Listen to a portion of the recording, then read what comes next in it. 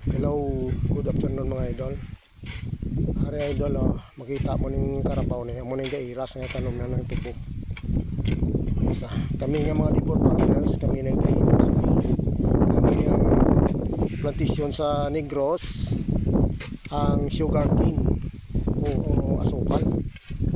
Tingnan mo, yan ang ginagawa ng kalabaw.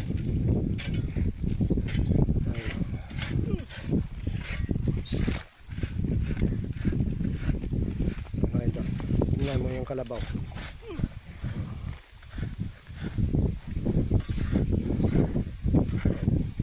Naararo na yung kalabaw mga ka-idol. Yan, tingnan mo. Ito yung mga na-production dito sa Negros Occidental. Yan, ng sugarcane plantation.